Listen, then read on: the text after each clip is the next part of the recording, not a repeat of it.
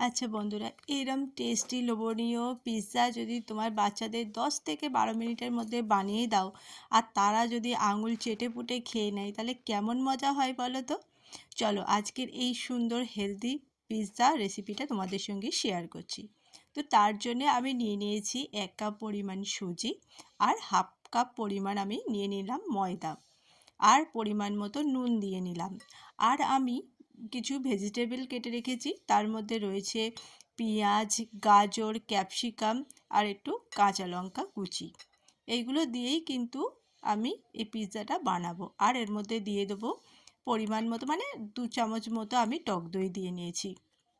এরপরে সমস্ত উপকরণগুলো আমি ভালো করে মেখে নেব এবং একটা ব্যাটার তৈরি করে নেব। এই জন্যেই আমি তোমাদেরকে বলছিলাম এটা একটা হেলদি কিন্তু পিৎজা রেসিপি হতে চলেছে।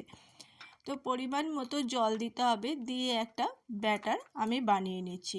দেখো ঠিক এইরকম টাইপেরই ব্যাটারটা হবে। তো আমার ব্যাটারটা রেডি হয়ে গেছে, এবার একটু এটা রেস্টে রাখবো কারণ এখানে সুজি রয়েছে। এইবারে আমি সসটা রেডি করে নেবো। এর মধ্যে আমি দিয়েছি রেড চিলি সস আর একটু টমেটোর সস, এই দিয়েই কিন্তু আমি পিৎজা সসটা বানিয়ে নিলাম। তো এদিকে দেখো আমার কিন্তু মিনিমাম 5 মিনিট আমি রেখেছিলাম, তো আমার রেস্ট হয়ে গেছে। আমার সুজিগুলো সব নরম হয়ে গেছে, মানে সেট হয়ে গেছে। এর মধ্যে আমি দিয়ে দেবো পরিমাণ মতো ইনো। তোমাদের যদি ইনো না থাকে তোমরা বেকিং সোডাও দিয়ে নিতে পারো, কোনো অসুবিধা নেই।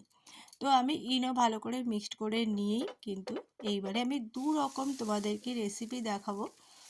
তো প্রথমে আমি কি করলাম, একটু ব্যাটার নিয়ে নিলাম পরিমাণ মতো, নিয়ে চাটুর মধ্যে দিয়ে নিলাম, নিয়ে একটু ঢাকা দিয়ে রাখতে হবে কারণ ভেজিটেবল রয়েছে সেগুলো একটু সিদ্ধ হতে সময় লাগে, একদম ধিমে আঁচে কিন্তু করবে।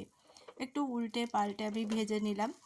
এর মধ্যে এবারে আমি যে পিৎজা সসটা বানিয়েছিলাম সেটা দিয়ে নিলাম।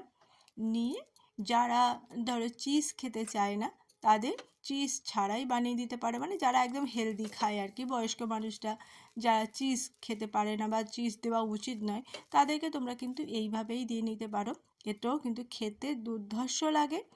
আর যেটা চিজ দিয়ে বানাবো সেটা প্রথমে আমি ব্যাটারটা করে নিলাম, নিয়ে যেই হয়ে গেল তখন আমি পিৎজা সসটা দিয়ে নিলাম, দিয়ে এর ওপরে আমি চিজ দিয়ে নিলাম।